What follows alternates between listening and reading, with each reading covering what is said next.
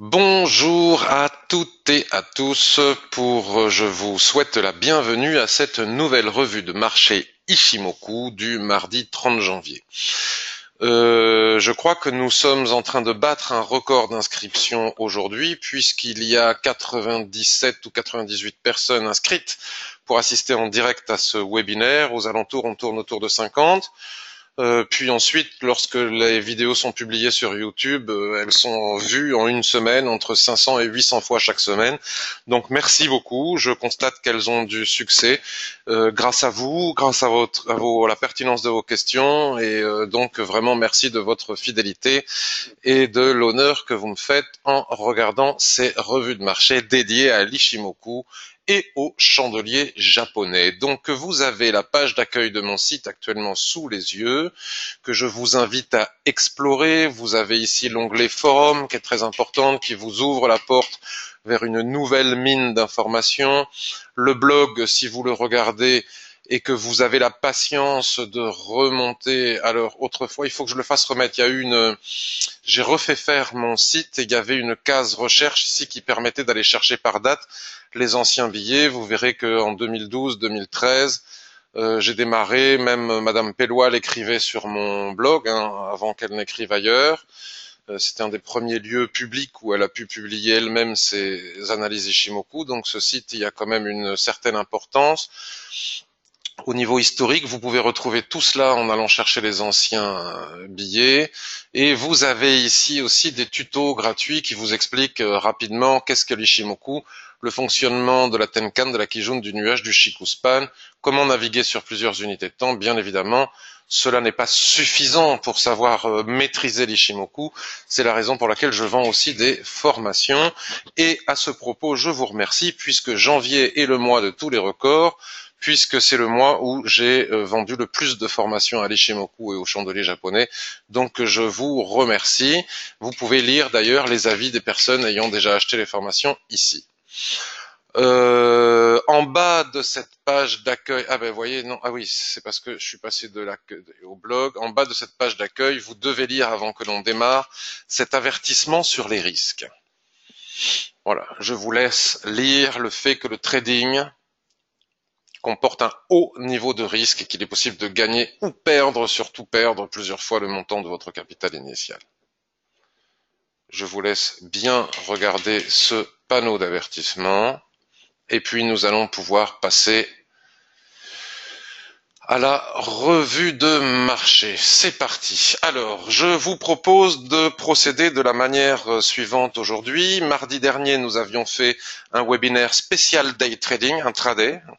D'ailleurs, nous avions détecté ensemble, peut-être grâce à l'un d'entre vous d'ailleurs, mais un signal sur le NZD GPI. Paf, en temps réel, le signal nous est sauté aux yeux. Et je vous disais lors de cette revue de marché que j'allais entrer en position certainement après la revue de marché. Donc nous allons voir ce qu'il en a été. Ensuite, on va faire un point sur l'euro USD, sur le DAX, qui continue à nous donner, peut-être va-t-il continuer à nous donner des opportunités intraday en tradant entre les Fibos tracés sur le daily. C'est l'actif que nous avons actuellement sous les yeux, mais je vais y revenir. Nous irons faire un tour sur les actions Ingenico et Alten, un peu pour répondre à Christian qui a publié sur le forum. Nous irons aussi regarder l'USD Yen qui va nous donner des indications importantes. Et puis, entre-temps, si vous voulez que j'aille regarder des actifs pour vous, faire des analyses, vous n'hésitez pas à me le demander dans votre panneau de questions. Je regarde si tout va bien dans le panneau des questions. Patrick me dit que la formation est très pédagogique, excellente. Ben écoute, je suis très content. Es-tu en plein écran? Oui, je suis en plein écran. Alors je vérifie si écran du moniteur principal. Je suis en plein écran, absolument. Parfait. Donc nous allons commencer, je disais, par l'euro USD. Alors avant, je voudrais vous dire que je suis partenaire de Pro Realtime. Je ne pratique pas l'affiliation, je suis contre l'affiliation, c'est-à-dire que si vous ouvrez des comptes chez mon partenaire Pro Realtime, je ne reçois pas un centime de commission sur vos trades auxquels je n'ai pas accès, contrairement à d'autres personnes qui font ouvrir pour des signaux comme ça, des comptes et qui touchent des commissions sur les trades des personnes. Moi, je ne le fais pas. Je ne suis, les ventes de formation ne dépendent pas des ouvertures de compte chez ProRealTime, mais sachez que si vous achetez ma formation, vous avez des offres qui vous sont dédiées. Je vous dis cela, vous tapez ici sur formation et vous verrez les différentes possibilités que vous avez de vous faire rembourser la formation par ProRealTime. Alors ce remboursement n'est pas immédiat, c'est-à-dire que si vous achetez une formation à 295 €, ProRealTime ne vous fait pas un chèque de 295 € si vous ouvrez un compte chez eux, mais il vous fait une réduction sur les mensualités, sur le coût de la plateforme, et cette réduction au bout d'un an vous rembourse intégralement la formation. Il y a un plan de remboursement pour celle à 295 et un autre pour celle à 490. Pourquoi est-ce que je vous dis cela? Parce que le fait d'être... ah oui, mais comme j'ai eu un redémarrage, je ne vais pas pouvoir le montrer. Le fait d'être partenaire de ProRealTime me permet de vous informer de changements. Et vous allez voir que dans quelques jours va arriver une mise à jour de la plateforme ProRealTime avec toute une série de changements d'importance et notamment des changements que j'ai demandé moi-même, d'où l'intérêt de ce partenariat. Notamment sur le trading du Forex, des devises. J'avais demandé à ProRealTime qu'il soit possible, avant d'entrer en position, de placer notre stop virtuellement, notre objectif virtuellement, notre point d'entrée, de façon à calculer la taille de lot que l'on veut, que vous avez là-haut, vous voyez, que l'on veut utiliser, de façon à ne jamais perdre plus de 1% de notre capital. Ce n'était jusqu'à présent pas possible chez ProRealTime, et donc je l'ai moi déjà en bêta, sauf que je ne sais pas encore l'utiliser, c'est-à-dire que ça m'a été installé sur ma plateforme à moi, dans le cadre de ce partenariat, et ça le sera sur vos plateformes dans quelques jours. Donc nous allons pouvoir en débattre sur le forum. Après cette revue de marché, j'irai dans la rubrique ProRealTime du forum qu'on doit trouver sur Broker, et je vais vous faire un copier-coller des changements à venir, de façon à ce que nous puissions en débattre et en discuter ensemble.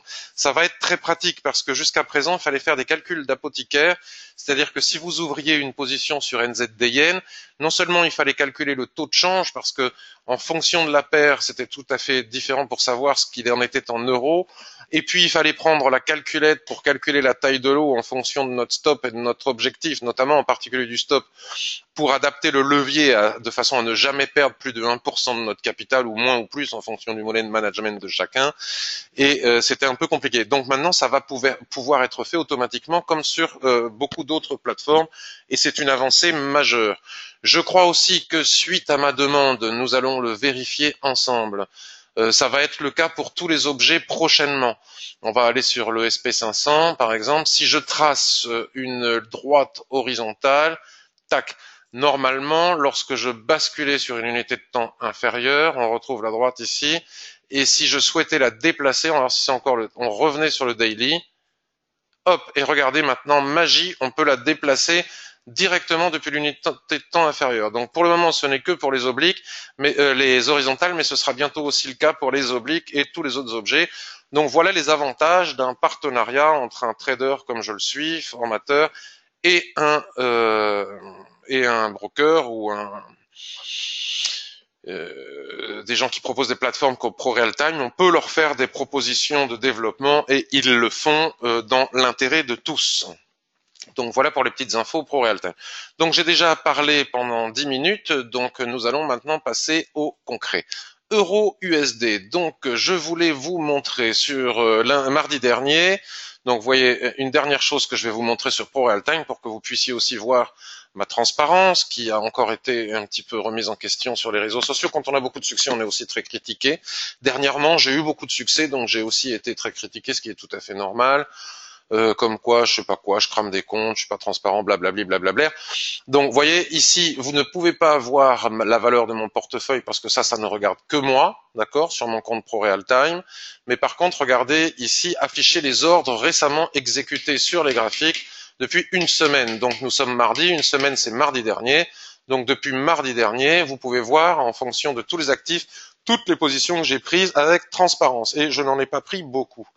Euro-USD, quand nous nous sommes quittés après le webinaire de mardi dernier, J'en ai re-enregistré un autre puisque l'enregistrement n'avait pas fonctionné. Et sur cet autre enregistrement que vous pouvez retrouver sur YouTube, j'ai indiqué que selon moi, l'objectif était toujours 1,25. Ça n'avait pas changé mardi dernier.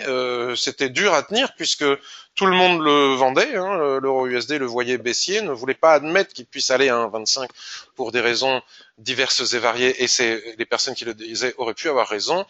Et sur ce webinaire de mardi dernier, je vous disais qu'en cas de cassure de ce range, vous voyez que vous avez ici à l'œil, il y avait une autre possibilité, c'était en cas de repli ou en cas de cassure de ce range.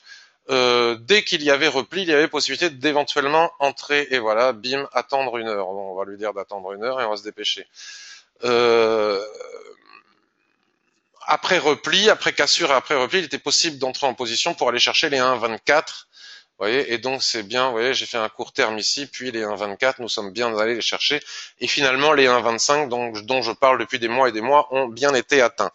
Donc ce trade, je l'ai partagé en temps réel sur le forum, et comme d'habitude, non seulement vous pouvez voir mes trades après coup, mais vous pouvez surtout les voir en temps réel, puisque je les annonce tous en temps réel sur le forum. Si c'est après coup, ça n'a pas vraiment d'intérêt, et je ne serai pas extrêmement crédible en tant que spécialiste de l'Ishimoku. Donc maintenant, la question est de savoir ce qu'il va advenir des jours et semaines suivantes. Donc sur le forum, nous avons eu un débat avec plusieurs membres sur la tendance de l'euro USD. Donc la tendance de fond, alors certains parlent de cette tendance pour nous parler de la tendance de fond. Bon, je vais la tracer comme ceci. Tac. Alors le problème quand on parle de tendance de fond, ce qui à mon avis veut dire beaucoup de choses, mais en même temps pas grand-chose, c'est que oui, mais à partir de quoi et à partir de quand? Puisque si ça c'est la tendance de fond, à ce moment-là, pourquoi est-ce que la tendance de fond ne serait pas plutôt celle-ci? Si on fait du chartisme pur et dur. Voilà ce qui pour moi est la tendance de fond. Ok, donc on tape le bas, on va en haut, on fait un troisième point de contact, on remonte.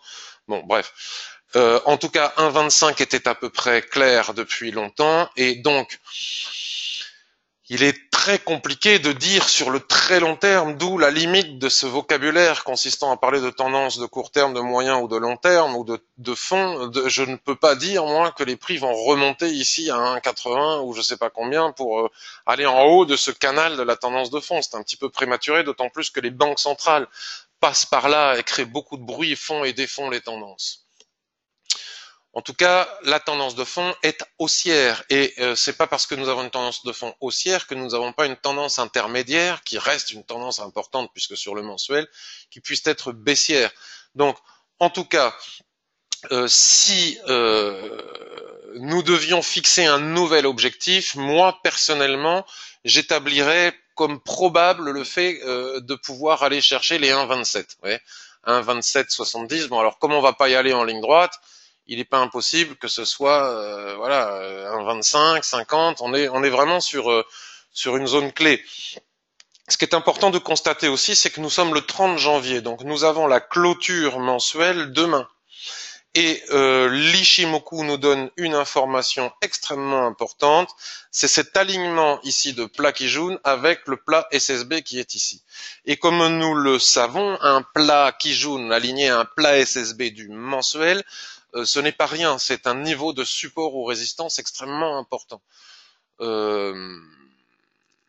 Donc la première chose à vérifier, c'est qu'il faut absolument que demain soir en clôture, le marché, c'est-à-dire les prix, aient réellement cassé cette résistance horizontale qui fait résistance au prix et à Chikuspan en même temps. Si les prix venaient à repasser sous le niveau de Kijun-sen, alors à ce moment-là, cette magnifique tendance en formation serait remise en cause et la probabilité d'un retracement important deviendrait élevée, puisque quand même le surachat est important, hein, ça pourrait retracer de nouveau jusqu'à 1,20, 1,17. Donc il y a eu toute une série d'opportunités de trading à l'achat en décembre, janvier sur l'euro USD. Donc maintenant que nous avons atteint le niveau des 1,25, c'est un petit peu trop tard pour prétendre entrer sur l'euro USD. Moi, je crois tout à fait possible que les prix viennent retracer ici sur le niveau des 1,22 ou sur le niveau des 1,20,40 pour finalement aller chercher les 1,27. Mais là, c'est prématuré. Je ne pense pas qu'il faille le faire maintenant. Le surachat est beaucoup trop important. Alors, l'objectif 2, ben voilà, on l'a déjà atteint. L'objectif 1, rappelez-vous, c'était 1,20, on l'a atteint aussi. Puis ensuite, on a atteint 1,25. Donc, comme je vous disais maintenant, regardez, nous avions ici un superbe doji, après avoir atteint les 1,25 et des poussières. Donc, c'est normal que ça retrace. À minima, vous voyez, tous les chemins mènent à Rome. À minima sur le niveau des 1,22, 24, qui est la Kijun mensuelle. Et si les prix venaient à s'appuyer ici sur la Kijun, veuillez m'excuser, journalière, nous pourrions envisager, en cas de chandelier de retournement sur ce niveau en dehors des annonces économiques et des statistiques, une nouvelle entrée à l'achat pour aller chercher les 1,27. Je précise que je ne donne pas de signaux, que je dis ce que je vois, ce que je pense, et je partage mes analyses Ishimoku, mais ce n'est pas parce que moi j'ai une vision des choses que je donne un conseil quelconque en investissement. Voilà pour l'euro USD. Si on bascule sur une unité de temps encore inférieure, on retrouve de nouveau notre ligne ici importante des 1,22. Ici, le niveau des 1,21,80. C'est vraiment un niveau, me semble-t-il, très important. Maintenant, il n'est pas exclu que nous ayons la chance, une fois de plus, d'avoir un twist ici, qui nous annoncerait un range, une période de dérive latérale, grosso merdo, quelque chose qu'on pourrait envisager comme ça. Pour le moment, c'est totalement prématuré. Je fais de la science-fiction, il faut attendre le twist. Et à ce moment-là, nous aurions de nouveaux signaux. Si nous avons des signaux de retournement ici, on peut acheter pour viser 1 la zone d'équilibre, 2 le haut du range, 3 les 1,27 avec un stop sous la Kijun mensuelle. Si on casse ici par le haut, qu'on a un repli, on peut repartir chercher les 1,27 exactement tel que je suis allé chercher les 1,24 la semaine dernière. Par contre, si ces niveaux cassent, les niveaux de retracement seront plus importants. Mais il est important d'attendre maintenant un petit peu sur l'euro USD. D'ailleurs, on voit bien qu'ici et maintenant, nous sommes au milieu de nulle part. Et les 1,24, c'est un niveau pivot aussi. Je voulais aussi rapidement vous montrer le NZD GPI, puisque en live mardi dernier, là, le nuage n'avait pas baissé, il était à l'horizontale. L'un d'entre vous m'a parlé d'un range possible sur le NZD Yen. Donc je suis allé voir mardi dernier, si vous étiez là en direct, et j'ai dit oui, effectivement, ici et maintenant, sous nos yeux, nous avons un signal de vente. Alors il ne s'agissait pas d'attendre de vendre ici, on a vendu beaucoup plus haut puisqu'on a anticipé le signal sur les unités de temps inférieures suite à cette étoile filante. Le signal a été donné par l'étoile filante et le soulèvement au-dessus de la borne haute du range. D'ailleurs, sur Twitter et sur le forum Triad, qui est devenu très bon dans son utilisation de l'Ishimoku, a vendu aussi, et lui, il a eu la patience que les prix viennent chercher ici le bas du range. Donc de 81 à 80-30, il a pris ses 70 points. Moi, souvenez-vous, j'en ai parlé sur le forum, je suis resté 2 jours en position, et à chaque fois que les prix butaient sur cette ligne de tendance, ça m'agaçait, j'ai fini par sortir, puisque je ne pouvais pas, au niveau du money management, entrer à nouveau sur l'euro USD tout en étant en position sur le NZD Yen. Donc j'ai choisi de quitter le NZD Yen, qui ne m'apparaissait plus comme très fiable, et j'ai privilégié l'euro USD. Mais ceux qui sont restés après ce signal, donc bravo à ceux qui l'ont vu mardi dernier, de trading range ici en haut, ont parfaitement bien gagné leurs 70 points, toujours en utilisant cette technique qui marche très bien de trading range et qui offre d'excellents ratios permettant de perdre de temps en temps, puisqu'il suffit d'un trade comme celui-ci. Je crois même que Triad, il a fait du 3 pour 1, un ratio de 3 à 1. Donc avec un ratio de 3 à 1, on gagne un seul trade, et si derrière on en perd 3 d'affilée, on ne perd pas d'argent. Ça, tant qu'on n'a pas compris ça, il faut arrêter de faire du trading parce que c'est la base absolue et la certitude de finir en tout cas avoir la certitude de ne pas perdre en trading. Ça, c'était pour le NZD Yen. Donc, je voulais maintenant vous parler du DAX parce que sur le DAX hier, j'ai retracé les retracements de Fibonacci. Donc si vous arrivez ici pour la première fois, vous allez vous dire de quoi il parle. Mais si vous avez la patience de regarder mes revues de marché du mois de décembre, de début décembre, voire de fin novembre, je vous avais montré que très souvent, d'ailleurs, c'est aussi le cas si vous avez acheté ma formation sur les chandeliers japonais, où cet exemple est utilisé, puisque c'est un exemple récurrent, quelque chose qui marche très bien sur le DAX, c'est de tracer les Fibonacci sur le daily et trader en intraday à l'intérieur des niveaux de retracement Fibonacci grâce au chandelier de retournement. J'ai fait tout un chapitre et une vidéo à ce sujet. Donc, les vieux retracements de Fibonacci que nous avions tracés ensemble début novembre ont fonctionné pendant très longtemps. Et là, comme les prix ont malgré tout cassé la borne haute de ce range, hein, puisqu'ici on peut tracer un range, vous le savez, lorsque le nuage Ishimoku est à l'horizontale et qu'il twiste sans arrêt, il n'y a pas de tendance et on n'a que faire du fait que les prix et Chikuspan soient au-dessus du nuage. Cela ne veut pas dire que la tendance est haussière, c'est juste qu'on est en range. Quand bon, bref. Je ne vais pas faire un cours sur l'Ishimoku, j'ai dit, mais tout cela, vous le savez, ou vous allez l'apprendre si vous souhaitez vous intéresser à l'Ishimoku. Donc j'ai retracé mes Fibos hier, je vais vous montrer comment en le refaisant devant vous. Donc là je suis sur les futurs, hein, mais vous pouvez le faire aussi sur les CFD. D'accord, si vous voulez comme moi profiter de stop garantie, maintenant je ne traite plus les indices que sur CFD. Donc pas sur avec eBay, parce que je veux des stops garantis pour des raisons maintes fois expliquées et que je ne vais pas répéter maintenant. Donc on prend le plus bas, on va le plus haut, et pim, on voit bien que le plat Kijun qui est ici représente d'ailleurs qui s'entrelace, qui s'aligne à un plat SSB, correspond exactement au niveau de 50%, donc nos Fibos sont bien tracés. À partir du moment où on a tracé nos Fibos, nous pouvons observer que les prix font des mèches sur ces niveaux de Fibonacci et donc rebasculer sur le H1 pour pratiquer la technique que je vous ai appris dans la formation chandelier japonais et qui, à mon avis, doit vous être très utile puisque ça a super bien fonctionné aussi au mois de décembre et janvier et ça pourrait tout à fait aussi fonctionner si on a la patience d'attendre les bons signaux. Cette technique consiste à dire qu'en utilisant les chandeliers de retournement sur H1 voire sur M15, il est possible d'acheter et de vendre pour trader les niveaux de Fibonacci. Par exemple, nous avons ici, suite à la dégringolade après avoir tapé le haut du range ici, nous avons ici un magnifique marteau qui pouvait permettre d'entrer en position pim directement jeudi 25 à 16 h ici. Bon, s'il y avait eu la BCE avant, il fallait pas le faire, hein, c'est juste à titre d'indication. Et si on avait eu peur de le faire avec ce marteau, on pouvait le faire suite à l'avalement et le tout constituant ici une étoile du matin sur le niveau des 38,2 de retracement de Fibonacci, nous conduisant, comme toujours, au niveau, à quelques points près, à un point près, au niveau supérieur. Au niveau supérieur, ici, nous n'avons pas de signaux. Moi, je ne traite pas les haramis, surtout lorsqu'on n'a pas tapé ici la borne suivante, mais si on l'avait fait, poum, on va chercher la suivante.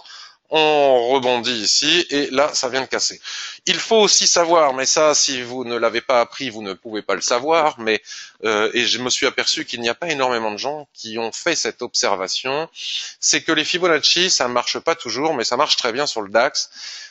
Comme je le démontre dans ma formation, que je me le démontre depuis 2 mois maintenant, mais que lorsque les prix vont chercher un niveau de Fibonacci, comme nous l'avons ici, la plupart du temps ne veut pas dire tout le temps, mais la plupart du temps, ils retracent sur le niveau précédent avant d'aller chercher le niveau suivant, ce qui est peut-être ce que nous sommes en train de vivre actuellement. Donc comme les prix ont fait un gap ce matin, là, ils viennent de venir combler le gap. Ici, il s'arrête sur le niveau de Kijun-sen qui représente 50% de ce mouvement de baisse. Et il ne serait pas improbable qu'à partir de là, les prix, hop, viennent chercher le niveau de 50% de retracement de Fibonacci. Si nous basculons sur du 15 minutes, alors évidemment, il ne faut pas faire ça s'il y a des statistiques importantes dans la journée. Si on bascule sur du 15 minutes, nous savons qu'ici, nous avons notre Kijun H1, paf, elle est là, voilà, d'accord. Donc, je reviens vérifier, veuillez m'excuser, m'assurer que je ne dise pas de bêtises. Alors par contre, ce qui serait bien aussi de développer, c'est ce que je vais dire la prochaine fois à ProRealTime, maintenant que j'y pense, c'est que les lignes que l'on trace sur le 15 minutes, elles apparaissent aussi sur le H1, puisque pour qu'elles apparaissent, il faut la tracer sur le H1 pour la voir ensuite sur le 15 minutes. L'avantage, c'est qu'à partir du 15 minutes, maintenant on peut la bouger, ce qui n'était pas possible de faire maintenant. Regardez, un beau doji, un beau chandelier de retournement ici pourrait nous renvoyer 1 à 13 267, 2 à mon avis 13 163. Mais ça n'a pas ma préférence. Ma préférence, c'est de trader, je pourrais très bien le faire, c'est tout à fait envisageable que de le faire avec un stop ici au-dessus des 3340 points, mais ça n'a pas ma préférence. Moi, ma préférence, c'est quand les prix font des chandeliers de retournement clairs, nets et précis directement sur un seuil Fibo. Ok. Donc là maintenant, n'étant pas rentré ici, euh, bon voilà, c'est un petit peu compliqué pour moi vu la technique que j'aime mettre en place d'entrer en position. Mais s'il y a des chandeliers de retournement sur ces seuils, je traderai en intraday le DAX tel que je le fais sur euh, chez mon trader CFD, chez mon broker CFD depuis quelques mois. Maintenant, il est 10h28. S'il y a 11h, je sais pas, il y a peut-être des statistiques à 11h. Hein, s'il y a 11h, il faut bien attendre la clôture du chandelier. Nous avons ici une mèche haute au-dessus de la Kijun. C'est pas idiot d'envisager, s'il n'y a pas de statistiques importantes à 14h30, d'envisager une nouvelle vente pour aller chercher cet objectif, cet objectif. Mais il faut attendre la clôture du chandelier au minimum à 11h.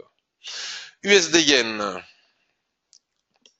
En tout cas, n'oubliez pas que cette technique est une technique qui fonctionne très très bien pour les plus patients. Mardi dernier, sur l'USD Yen, nous avons évoqué l'importance du niveau 110, puisque si l'on bascule sur un graphique mensuel, là je suis sur un graphique journalier, on s'aperçoit que le niveau des 110 est un niveau d'Ishimoku extrêmement important, qui depuis des années sert de pivot et sert de support résistance ultra intéressant pour pouvoir faire des achats et des ventes sur cette paire. Et donc, nous avions parlé de ce grand range la semaine dernière, donc l'euro USD est monté, donc c'est normal que l'USD Yen soit baissé, en général l'un ne va pas sans l'autre, et nous avions évoqué ce chandelier ici dont il ne fallait pas tenir compte, puisqu'il recassait à peine le niveau des 110 et qu'il était probablement juste un retracement de ce mouvement de baisse, puisque vous savez que lorsque les prix sont très éloignés de la Tenkan-sen, on a souvent un mouvement de retracement qui permet à la Tenkan-sen de revenir coller au prix et on ne traite jamais lorsque les prix sont trop éloignés de la Tenkan-sen. Nous en avons ici une nouvelle démonstration. Nous pouvions à un moment donné diviser ce grand range en deux ranges, un range journalier ici, mais sur le graphique hebdomadaire, nous avons ici cette grande dérive latérale, et je disais mardi dernier qu'en cas de cassure des 110, voire même des 109,85, la probabilité pour que les prix, c'est pas celui-là que je voulais bouger, la probabilité pour que les prix reviennent chercher le bas du range devenait extrêmement importante. Et c'est exactement ce que nous sommes en train de constater ici. Je traçais d'ailleurs même une droite horizontale ici en disant attention, c'est pas évident de savoir si ça va venir chercher ce niveau ou celui-là. Donc moi, je n'entrerai pas sur ce niveau, sachant qu'on a un plus bas ici. Par contre, si les prix viennent dessiner ici des niveaux des structures de retournement, en plus étant donné la survente que l'on peut observer sur les stochastiques, j'entrerai probablement en position sur USD Yen, à ce moment-là j'achèterai pas de l'euro USD, pour venir rechercher à minima le niveau des 111, qui va devenir le niveau ici d'équilibre de cette dérive latérale. Par contre, s'il y a cassure des 108, le prochain niveau d'importance Ishimoku que l'on doit observer sur le mensuel, parce que c'est sur le mensuel qu'il convient de le faire avec l'USD Yen, étant donné que nous avons cassé ici l'importantissime niveau des 110 que nous évoquions décidément la semaine dernière, le prochain niveau est ce tout petit plat SSB ici aligné à ce petit plat Kijun. Donc il s'agit de tracer une ligne dessus. Bon, je me suis planté là sur attention parce qu'un millimètre sur le mensuel, c'est des centaines de pips sur le journalier.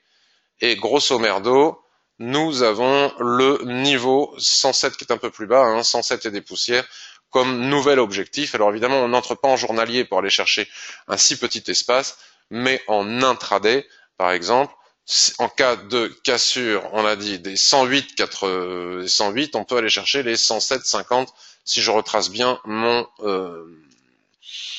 plat SSB sur le mensuel. Pour ma part, je vais aller voir maintenant, avant de voir si vous avez des questions et vous voulez des analyses sur d'autres actifs. Donc, vous voyez, il y a des opportunités de trading intraday sur le DAX, des opportunités de swing trading en cas de rebond sur la borne basse du range et de chandelier explicite de retournement avec ressaut sur la borne basse du grand range hebdomadaire USD Yen et en cas de cassure ici, et hop, de pullback, des objectifs pour aller chercher le niveau de SSB suivant du mensuel, autrement dit les 107 et des poussières, à revérifier le niveau exact. Je vais, pour faire honneur à Christian qui a publié sur Ingenico sur le forum, Ingenico, allez regarder l'action Ingenico désormais. L'action Ingenico, donc vous voyez, comme je vous le dis souvent, je garde tous mes vieux tracés sur les graphiques, cela me donne d'excellents repères, même si le temps passe. Regardez comme l'analyse technique des fois est précise et comme finalement le trading n'est pas question de hasard mais vraiment d'analyse technique et comme l'analyse technique est précise. Après avoir cassé son range ici, que nous avions ici, qui est lui-même incrusté dans une autre grande dérive latérale que nous pouvons dessiner en visitant les unités de temps supérieures, ce qui nous donne le rectangle jaune clair. Vous voyez comme étant parti du bas, bon, on a tapé le haut, donc là, ici, les prix ont fait ce qu'on appelle une rotation partielle dans le range et sont repartis casser ce range intermédiaire. Après la cassure qu'il y a ici, il ne faut jamais se précipiter, comme je le dis toujours. Si vous entrez précipitamment après cette poussée, loin de Tenkan-sen, vous allez subir le retracement. Il y aura toujours moyen de rentrer plus tard, et puis si on ne peut pas rentrer, on ne peut pas rentrer. Donc après avoir cassé la borne haute de ce range, les prix reviennent s'appuyer sur cette même borne haute. Je dirais même plus sur le plat Kijun qui est ici. Ce long plat Kijun est plus important que le petit qui est ici et qui représente 50% de retracement de Fibonacci du dernier mouvement, dernière jambe de hausse qui est ici. Vous voyez.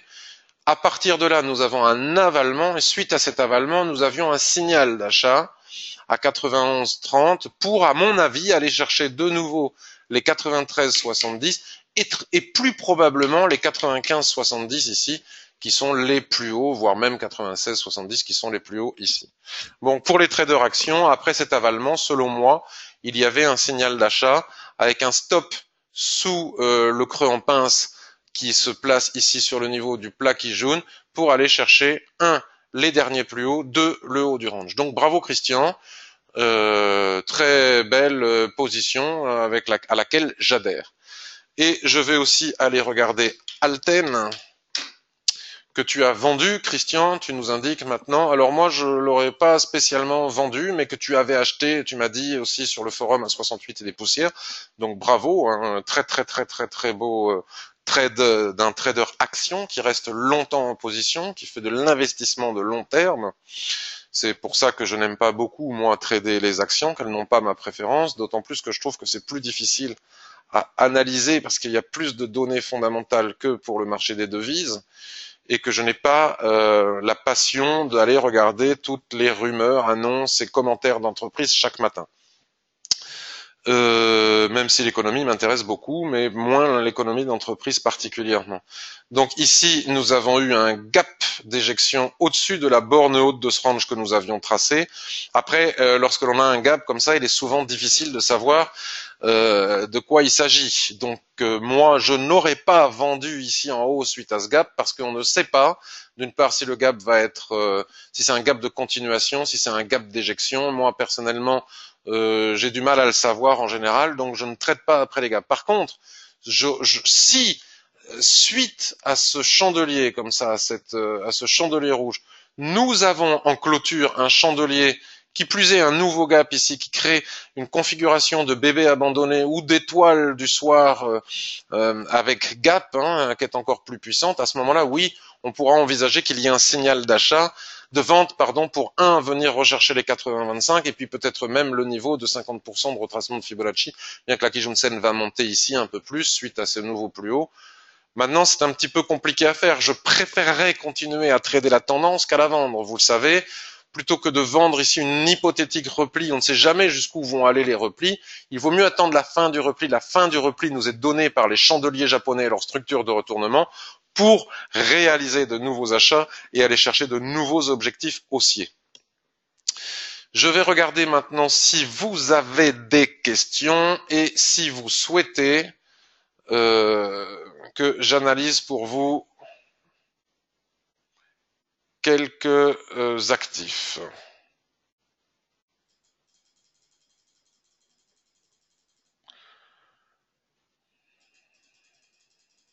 Je regarde hein, vos questions. Lionel, bonjour. Bonjour Brigitte, bonjour Yacine, qui a des problèmes de connexion, je vois. Salut Stéphane. Bonjour Yann, merci à toi.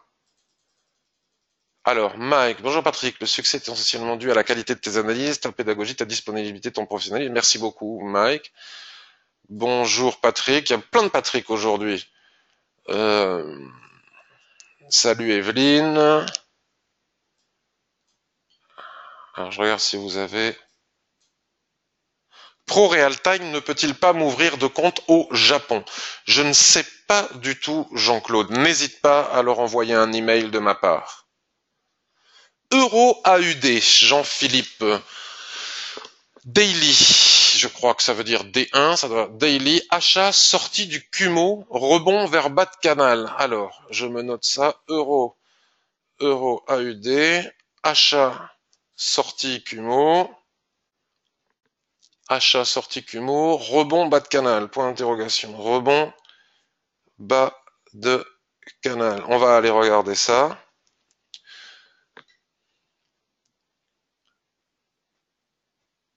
PRT va devenir un peu plus intuitif, c'est pas trop tôt, c'est vrai.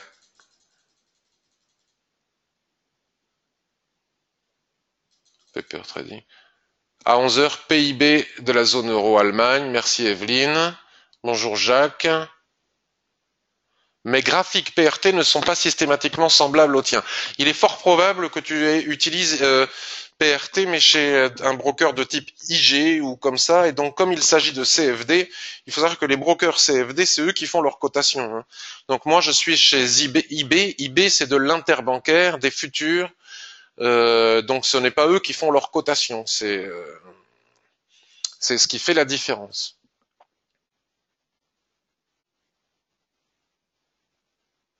La raison en est, me dit Jacques, que je n'ai pas opté pour l'ajustement des historiques aux dividendes. Ah, c'est peut-être ça. Oui. Ben parce qu'il faut en tenir compte, selon moi, des dividendes. Donc tu parles des actions. Elles font partie de... Elles influent sur le graphique. Stéphane, je viens d'acheter Ishimoku plus chandelier, donc je découvre tout cela. Est-il possible d'avoir un tuto expliquant le placement d'un ordre avec money management sur Pips? Waouh. Déjà, je comprends pas la question, Stéphane, l'expliquant le placement d'un ordre avec money management sur Pips, mais n'hésite pas à utiliser le forum pour poser ta question de façon plus explicite. On y répondra avec grand plaisir. Eric me demande, un passionné comme toi passe combien de temps par jour devant les graphiques? Je dirais 2 heures en tout dans la journée, grosso merdo. Hein. Des fois pas du tout, des fois j'ai pas envie aussi. Je n'ai plus d'adrénaline. J'ai la chance d'avoir fait un gros travail sur moi-même. J'ai fait de la sophrologie, j'ai vu des psys, j'ai fait de la relaxation parce que j'avais d'énormes problèmes mentaux concernant le trading. Je n'arrivais pas à maîtriser mes émotions et mes pulsions. J'ai été un très bon analyste, en toute modestie, assez rapidement, mais un analyste perdant parce que quand je perdais un trade, je voulais absolument me refaire, donc j'augmentais le levier en sachant qu'il ne fallait pas le faire. De temps en temps, je voulais faire un coup en sachant qu'il ne fallait pas le faire. J'ai tenté un coup, je faisais des grosses pertes que je n'assumais pas, donc après je voulais me refaire, je perdais, blablabla. De temps en temps, je ne supportais pas de ne pas être en position parce que je voulais ressentir l'adrénaline d'être en position alors que je n'ai jamais été joueur. Hein. Je croyais être quelqu'un qui maîtrisait ses pulsions et en fait je me suis aperçu grâce au trading c'était pas le cas. Donc une fois que tout cela a été dompté, donc là maintenant c'est définitivement dompté, en tout cas je l'espère. Là, tu vois, je fais mes analyses, je fais mes plans de trading, je regarde vite fait, poum poum, en 2, 3 mouvements, si les plans de trading se déclenchent ou pas. S'ils se déclenchent pas, je vaque à d'autres occupations. S'ils se déclenchent, j'entre, je mets mon stop, je mets mon objectif. Avant, je marchais dans la rue avec mon portable dans la main pour surveiller mes positions. Des fois, j'oublie même que j'ai des positions et je le redécouvre le lendemain puisque je fais confiance à mon money management. Donc, finalement, je ne passe plus tant de temps que cela devant les écrans. Moins je passe de temps, mieux je me porte et plus j'ai de gains et de réussite dans le trading. Patrick, donne-moi l'adresse de tes soigneurs, j'ai ce symptôme. Mais nous avons tous ce symptôme, sauf que moi j'ose le dire et que la plupart des autres nous disent ne nous le disent pas. mais c'est ce qui fait perdre les traders euh, particuliers. Travailler sur soi est très important, c'est mon travail actuel. As-tu eu des problèmes pour partir de FXM? Aucun problème.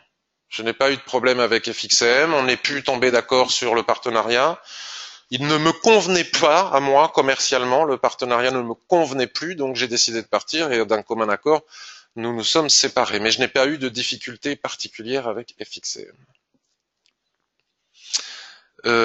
Donc Euro AUD et répondre à la question qui m'a été posée. Daily, donc voilà, paf, Euro AUD Daily. Donc la question était sortie, rebond bas de canal, sortie de range. Attends, je relis la question, veuillez m'excuser. Je relis la question sur l'euro AUD. Achat sortie du Kumo égale rebond bas de canal. Non. Alors daily, il n'y a pas de sortie du Kumo, déjà. Alors, je ne sais pas si tu as fait ma formation ou pas. On a un problème avec l'Ishimoku, c'est que l'Ishimoku est un excellent outil d'analyse technique, mais qui a été extrêmement mal vulgarisé sur Internet. C'est-à-dire que sur Internet, il y a des gens qui se sont permis d'expliquer l'Ishimoku alors qu'ils n'y comprennent rien. Mais cela est le propre de l'Internet. C'est un espace de liberté où tout est possible. C'est-à-dire que moi-même, je n'ai aucune connaissance en mécanique automobile, mais rien ne m'interdit d'écrire un tuto sur comment démonter un moteur et le remonter, faire des dessins avec des tuyaux, etc. Après, la voiture ne fonctionnera plus jamais, mais il ne m'est pas interdit de le faire. Donc c'est ce qui a été fait avec Ishimoku. Et parmi les bêtises qui ont été dites sur l'Ishimoku, même des gens qui se prétendent spécialistes et qui ont écrit de mauvais livres sur l'Ishimoku, ce qui a été colporté, c'est que lorsque les prix sortent du nuage, par le haut ou par le bas, quand les prix et Chikuspan, là ce n'est pas le cas, mais on pourrait l'imaginer, sortent du nuage, cela veut dire qu'il y a des signaux baissiers, on va chercher à vendre, et que lorsqu'ils montent au-dessus du nuage, qu'il y a des signaux haussiers et qu'on va chercher à vendre. Cela est totalement faux. C'est une connerie monumentale et donc gratuitement sur mon site, tu vas lire ici le tuto, le Kumo, le nuage et tu comprendras pourquoi cela est faux. Si le nuage est orienté à la hausse, comme c'est le cas ici, automatiquement, donc il n'y a même pas à se poser la question, les prix et Chikuspan seront au-dessus du nuage. Mais lorsque le nuage est à plat et à l'horizontale, cela n'est plus vrai puisque nous pouvons très bien avoir, par exemple ici, les prix qui sortent du nuage avec une remontée fulgurante au milieu du nuage, voire au-dessus du nuage. Parce que cela veut dire que nous sommes en dérive latérale, en range. Donc voilà, cela est explicité sur de nombreuses pages et avec des vidéos dans ma formation, et il est possible d'aller comprendre pourquoi je dis cela en allant voir le tuto gratuit que je viens de te montrer.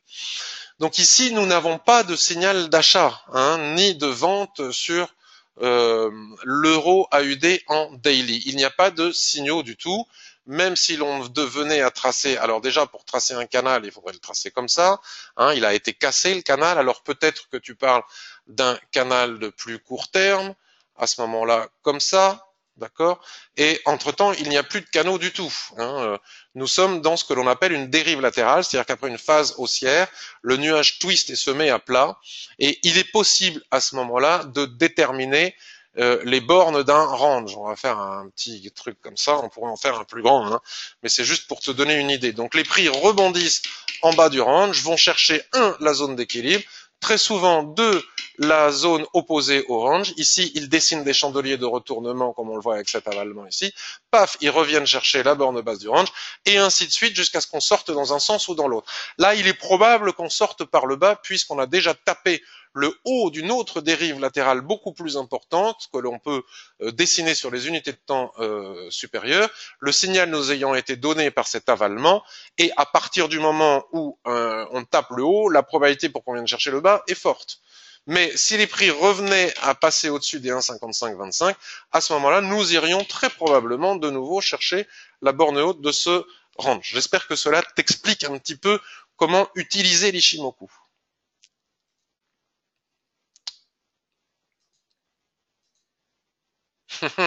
Avec ce logiciel, ce que vous ne savez pas, c'est que je peux savoir instantanément qui est attentif et qui ne l'est pas, qui est allé boire un café.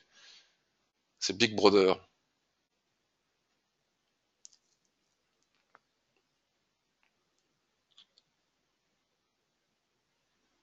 Oui, j'ai déjà analysé l'euro USD Ulrich, mais ne t'inquiète pas, si tu es en retard, c'est pas grave, ça va être publié sur YouTube dans moins d'une heure.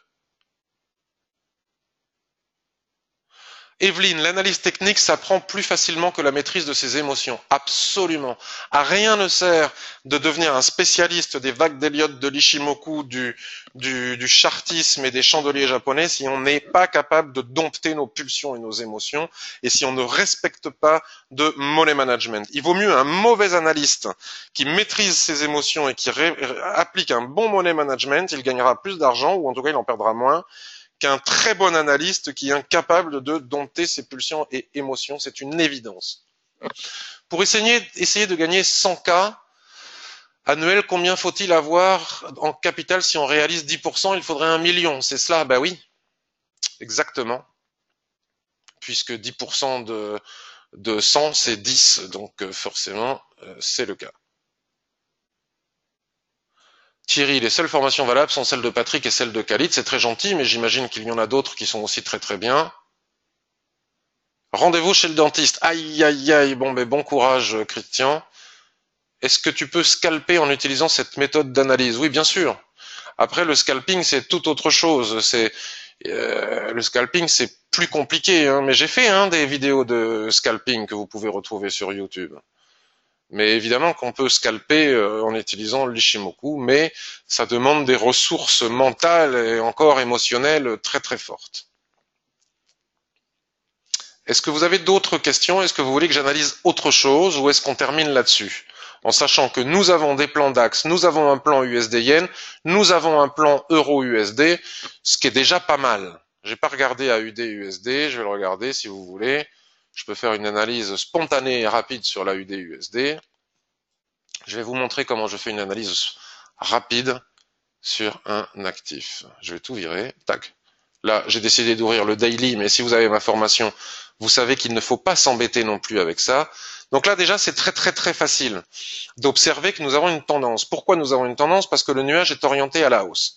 Mais cette tendance était inscrite à l'intérieur. Vous voyez, c'est l'habitude. Hein, nous avions ici un nuage qui s'était horizontalisé. On va dire, hop, nous avions une dérive latérale là, comme ça, et cette dérive latérale, regardez avec ce magnifique doji qui avait renvoyé la tendance vers le bas, magnifique doji étoile du matin ici qui avait renvoyé en ligne droite la tendance vers le haut, et ici nous avons ce qu'on appelle un marubozu, un passant de ceinture qui casse après l'étoile filante ici qui aurait pu donner un faux signal, hein, vous voyez, qu'on aurait pu perdre d'ailleurs hein, si on avait vendu cette étoile filante ici, comme quoi on peut aussi perdre des trades et tant mieux. Un marubozu, un passant de ceinture qui casse la borne haute de ce range et qui, de fait, délivre un signal d'achat. Sauf qu'un marubozu qui casse une résistance ne doit pas être confondu avec un marubozu de fin de tendance. Donc ici, la Tenkan-sen et la Kijun-sen sont exagérément éloignés. Les stochastiques sont en total surachat. Il faut faire attention à ce que les prix ne soient pas en surachat. Donc, est-ce que nous avons un signal d'achat ici avec ce chandelier en formation? C'est difficile de le savoir tout de suite, hein, vu la configuration extrême. Donc, pour en avoir le cœur net, nous allons basculer sur une unité de temps supérieure. C'est comme ça que l'on procède. Et nous allons tracer une horizontale déjà ici. Tac, nous avons une résistance des prix. Donc on retrouve grosso merdo la même configuration que nous avons sur le daily. Ici, suite à une accélération de 1, 2, 3, 4, 5, 6 mois consécutifs, les prix continuent de monter, mais sont en total surachat. Donc même si nous avons un signal d'achat sur l'AUD-USD, à la fois sur daily et le weekly, si l'on respecte les règles de l'Ishimoku, on n'achète jamais lorsque les prix sont éloignés à ce point de la Tenkan-sen. Il y aura forcément un retracement. Alors, il ne faut pas avoir de regrets lorsque l'on respecte les règles. En les respectant, nous pourrions très bien, je trace tous les objectifs suivants, hein, vous me voyez faire, nous pourrions très bien avoir les prix qui continuent leur accélération sans nous. Ça fait partie de la règle du jeu. En tout cas, voilà tous les objectifs que l'on peut atteindre à court terme. Et si nous revenons sur l'UT H4, par exemple, Là, ici et maintenant, étant donné la configuration de surachat qu'il y a sur les unités de temps supérieures, ça ne donne pas envie d'acheter. Il n'y aurait pas cette configuration de surachat, nous serions face à un nouveau signal d'achat pour aller chercher les 0,8159. On va basculer sur du 1 heure. Et sur du 1 heure, on constate quelque chose d'assez intéressant. Nous avons un nuage à l'horizontale avec un twist qui nous permet d'affiner de plus en plus notre analyse. Hop, de tracer ici une dérive latérale qui peut être découpée en plusieurs morceaux. Nous pourrions tracer ici une autre dérive latérale avec un rebond ici sur le bas de cette dérive latérale. Mais étant donné le surachat sur le daily et le weekly, je n'y vais pas. Je préférerais que les prix retracent ici, par exemple. S'ils reviennent ici, en cas de cassure, on va chercher les niveaux de retracement du weekly et du daily. En cas de rebond avec ressaut plus structure en chaudelier japonais, hop, on va chercher 1 ce niveau, 2 ce niveau, 3, tous les niveaux qu'il y a au-dessus. Voilà pour une analyse, mais l'analyse n'est pas extrêmement simple sur la UD/USD. Quand une analyse n'est pas simple, il vaut mieux chercher un autre actif à trader.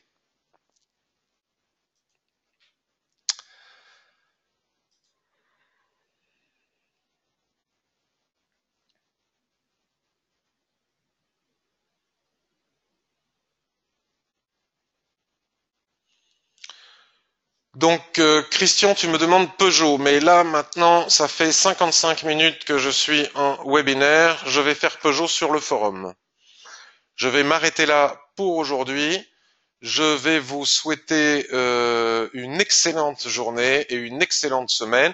Je vous propose un nouveau rendez-vous mardi prochain, et puis après, je vais repartir en Amérique du Sud pendant 3 semaines et demie, mais je resterai présent sur le forum et les réseaux sociaux. Je vous souhaite une excellente journée, une excellente semaine. Je vous remercie beaucoup de votre présence, fidélité, et puis n'hésitez pas à partager la vidéo que je vais mettre sur YouTube en la retweetant sur Twitter, sur Facebook, etc., etc. Merci beaucoup. Excellente journée à tous. Bye bye. Et je m'occupe de Peugeot de suite, Christian.